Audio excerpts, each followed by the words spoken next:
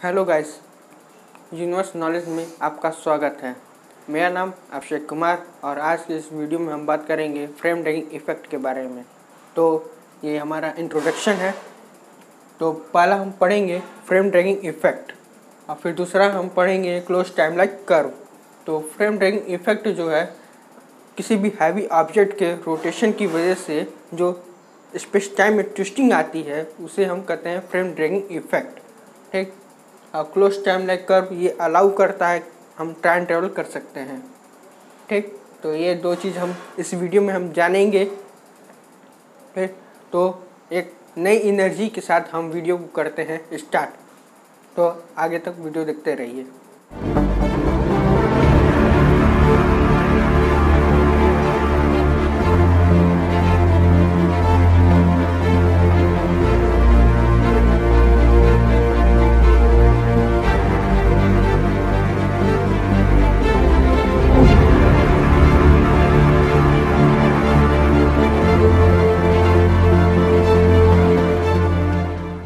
तो अब हम पढ़ेंगे फ्रेम ड्रैगिंग इफेक्ट। तो twisting of space around a rotating mass, this twisting is called frame dragging. मतलब कोई भी हैवी ऑब्जेक्ट है वो अगर रोटेट कर रहा है तो वो स्पेस टाइम को क्या कर देता है, ट्विस्टिंग कर देता है, ट्विस्ट कर देता है। ठीक, जैसे कि मैं आपको एक वीडियो दिखा रहा हूँ, आप उस वीडियो को देख के आप समझ सकते हो। There are two types of frame dragging I want to introduce. The first is rotational frame dragging caused by a rotating body.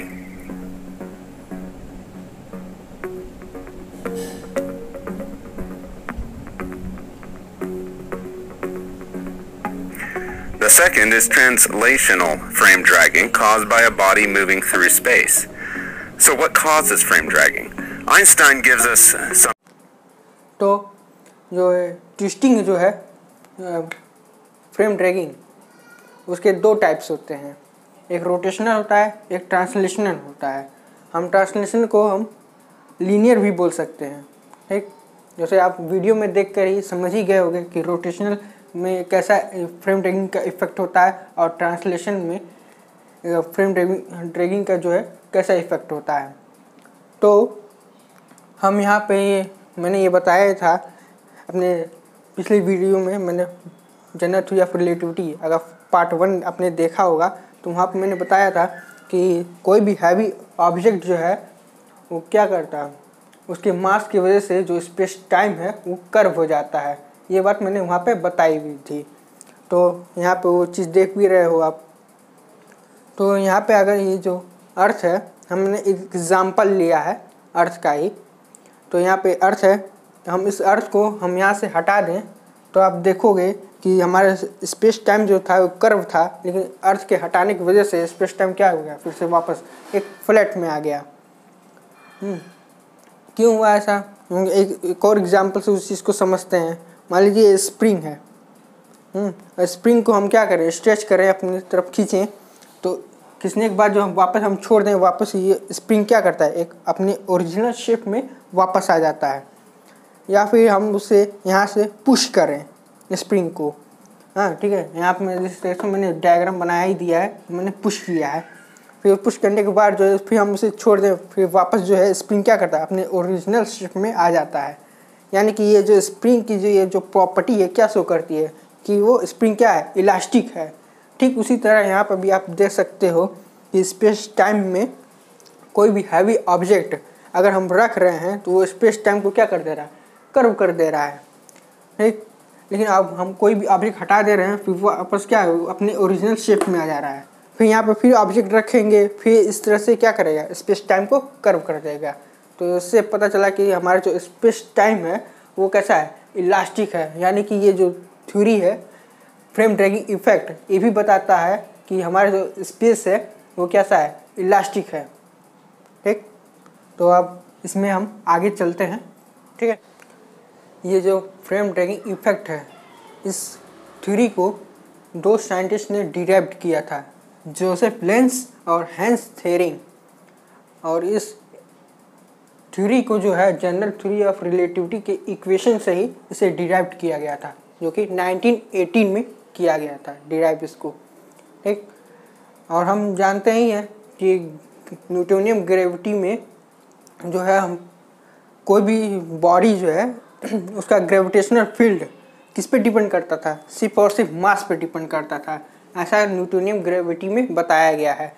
लेकिन हम इस थ्योरी के हिसाब से फ्रेम ड्रैगिंग इफेक्ट से हम जान गए हैं कि जो किसी भी बॉडी का ग्रेविटेशनल फील्ड जो है उसके मास पे ही बल्कि रोटेशन पर भी डिपेंड करता है।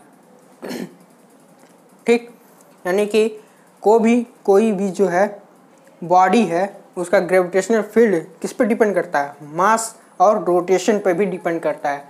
जैसे कि मैंने बताया ही है अब, और आपने वीडियो भी देखा है कि कैसे डिपेंड कर रहा है। ठीक, तो हमने वहाँ पे जो पिछले जो थ्योरी थी न्यूटोनियन ग्रेविटी में, वहाँ पे हमने एक मैट्रिक्स का यूज़ किया था, जो कि वो मैट्रिक्स क्या था, गलत साबित हुआ। वहाँ पे जो है गलत नहीं था बल्कि सही था। वहाँ पर सिर्फ मास के बारे में बात हो रही थी, लेकिन वहाँ पे ये इफेक्ट को जो है हमने वहाँ पर नहीं देखा था। तो मैं यहाँ पे उस मैट्रिक्स को लिख रहा हूँ। तो ये स्वैग-चिल्ड मैट्रिक्स है। ठीक, ये जो आप इक्वेशन आप देख रहे हो, इसे हम स्वैग-चिल्ड मैट्रिक्स भी कह सकते हैं, स्वैग-चिल्ड वैक्यूम भी कह सकते हैं, और स्वैग-चिल्ड सॉल्यूशन भी कह सकते हैं। ठीक है, तो यहाँ पे ये RS आप जो देख रहे हो, यहाँ पर स्वैग-चिल्ड रेडियस है। ये मतलब कि ये इवेंट होराइजन का ही क्या है, रेडियस है। आप जानते ही हो कि ब्लैक होल में जो है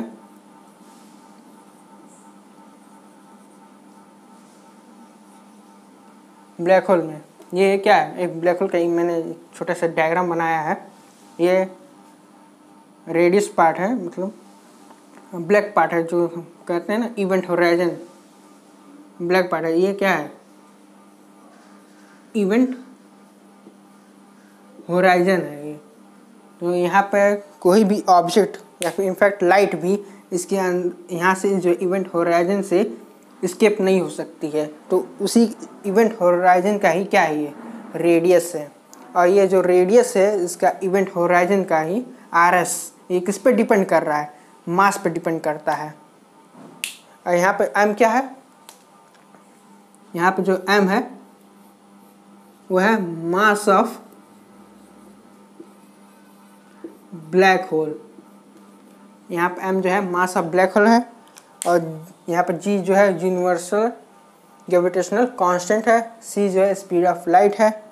ठीक, तो मैं फ्रेम ड्रैगिंग इफेक्ट के बारे में बात कर रहा था। तो वहाँ पर तो ये स्वैग-चिल्ड मैट्रिक्स में जो है इस इफेक्ट को नहीं देखा गया। तो बाद में जो है यहाँ पर साइंटिस्ट आते हैं रॉय केर 1963 में। तो ये जो है बहुत ही कॉम्प्लिकेट मैट्रिक्स जो है डिस्क्राइब करते हैं रोटेटिंग बॉडी को समझने के लिए। ठीक, तो ये जो है स्वैग-चिल्ड रेडियस जो है ये ब्लैक होल के कॉन्सेप्ट में आता है कि उसके इवेंट होराइजन का रेडियस जो है हमें निकालना होता है। तो हम इस रेडियस का यूज़ करते हैं, स्वैग-चिल्ड मैट्रिक्स का ही यूज़ किया जाता है, इसका रेडियस का यूज़ किया जाता है, रेडियस का यूज़ करते हैं। ठीक,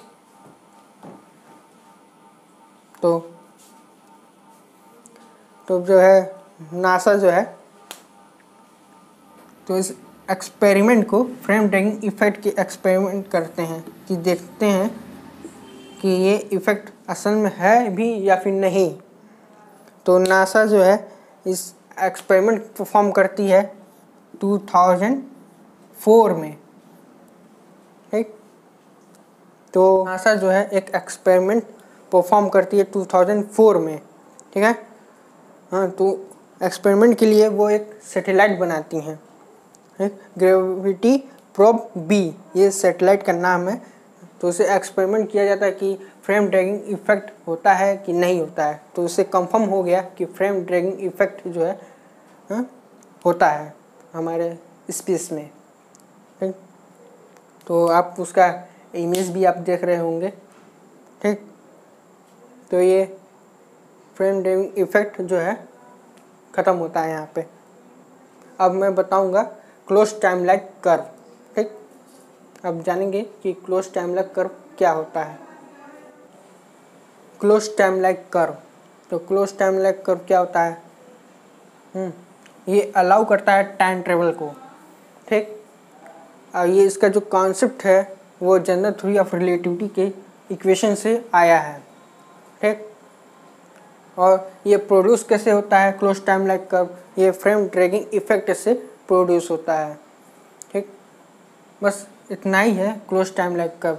आपको यहाँ पे ज़्यादा जानने की ज़रूरत नहीं है। इसको हम क्लोज टाइम लाइक कर्व को हम बाद में किसी और वीडियो में हम डिटेल में समझेंगे, ठीक है। फिलहाल इतना ही है इसमें क्लोज टाइम लाइक कर्व में, क्योंकि मैं अब बताऊंगा टिपलर सिलेंडर, यानी कि हम टिपलर टाइम मशीन भी बोल सकते हैं उसको, ठीक है। तो यहाँ पर ये दो कॉन्सेप्ट बहुत ही इम्पॉर्टेंट थे, फ्रेम ड्रैगिंग इफेक्ट और क्लोज टाइम लाइक कर्व। इन दोनों की वजह से ही क्या है, टिपलर टाइम मशीन पॉसिबल है, वो हो सकता है, ठीक है। बस क्लोज टाइम लाइक कर्व इतना ही था। यहाँ पर ये 3 पॉइंट आप लोग को समझ में आ गया कि क्या करता है, ये अलाउ करता है टाइम ट्रेवल। और दूसरी बात, ये जो थ्योरी है ये कहाँ से आई, जनरल रिलेटिविटी से आया है, ठीक। और ये कैसे कॉज होता है, वो फ्रेम ड्रैगिंग इफेक्ट की वजह से ये कॉज होता है, ठीक। तो आज की वीडियो में बस इतना ही था, फ्रेम ड्रैगिंग इफेक्ट और क्लोज टाइम लाइक कर्व, ठीक। और आपके स्क्रीन पे जो है मेरे 2 वीडियोस आपको दिख रहे होंगे, general relativity part 1 and general relativity part 2। आप उस वीडियो को प्लीज़ देखिए। तो thank you for watching this video.